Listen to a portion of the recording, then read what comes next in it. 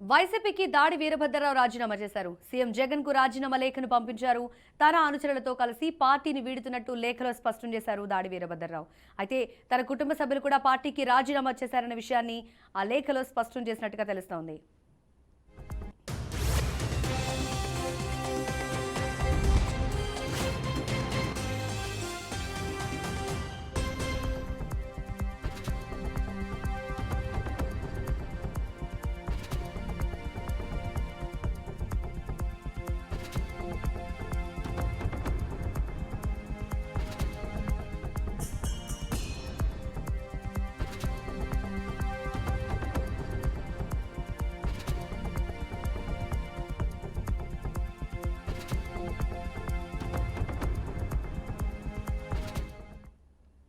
వైసీపీకి దాడి వీరభద్రరావు రాజీనామా చేశారు. తన రాజీనామా లేఖను సీఎం జగన్ కు పంపించారు.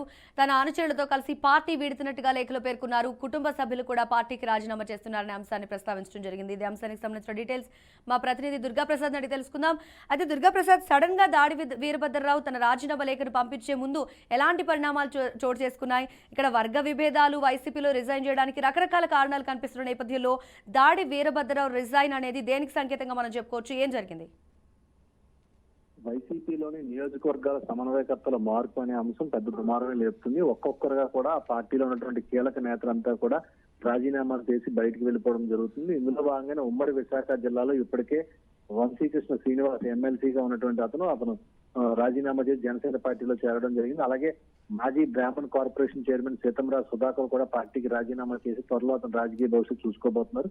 ఇప్పుడు తాజాగా అనకాపల్లిలోని ఒక కీలకమైన నేత దాడి వీరభద్రరావు అతను కూడా రాజీనామా చేసి ఇప్పుడు వైసీపీలోకి త్వరలో వెళ్ళబోతున్నారని చెప్పి మనకు అందుతున్నటువంటి సమాచారం.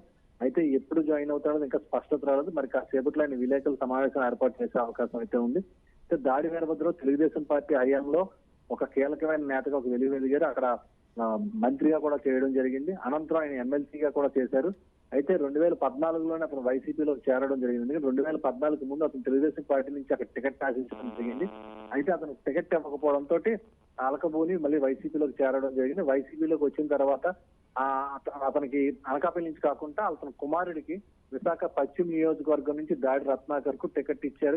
తెలుగుదేశం పార్టీ ఘనబాబుపై పోటీ చేయడం జరిగింది. అయితే అతను ఓడిపోవడం తర్వాత మళ్ళీ 2019 ఎన్నికల కోసం టికెట్ కోసం ఎదురు చూశారు. కాకపోతే ఇప్పుడు వైఎస్ఆర్ కాంగ్రెస్ పార్టీ అధినేత ఎవరు కూడా వారికి టికెట్ ఇవ్వలేదు. దీంతో కొంతవరకు స్తబ్దుగా ఉన్న ఆయన పార్టీలో తనకు సముచిత స్థానం రావట్లేదని చెప్పి భావించి మళ్ళీ వైఎస్ఆర్ కాంగ్రెస్ పార్టీ నుంచి రాజీనామా చేసి బయటకు వెళ్ళిపోవడం జరిగింది. మళ్ళీ 2019 ఎన్నికలకు ముందు మళ్ళీ వైఎస్ఆర్ కాంగ్రెస్ పార్టీలో చేరడం జరిగింది. ఇలా 2 సార్లు పార్టీ నుంచి బయటకు వెళ్ళి మళ్ళీ అతను తిరిగి వచ్చిన తర్వాత కూడా అతనికి టికెట్ కానీ అలాగే పార్టీలో ఒక సముచిత స్థానం కానీ ఏమీ రాకపోవడంతో కొన్నాళ్ళుగా కూడా పూర్తిగా స్తబ్దుగానే ఉన్నారు. రాజకీయ ప్రకటనలు ఇటువంటివి కూడా ఏమీ చేయకుండా ఉన్నారు.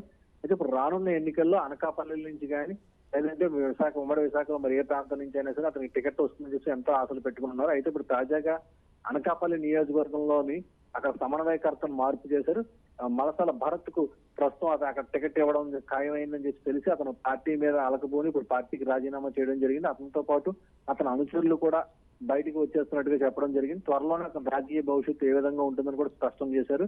మా జనసేన పార్టీ పవన్ కళ్యాణ్ తో మాట్లాడిన తర్వాత అతని రాజకీయ ప్రయాణం ఎటువైపు ఉంటుందన్నది మనకు ఇప్పుడు తెలిసే అవకాశం ఉంది. దీనిపై ఈ రోజు కానీ రేపు కానీ ఆయన మీడియా సమావేశం ఏర్పాటు చేసి వివరాలు కూడా తెలిపే అవకాశం కనిపిస్తుంది.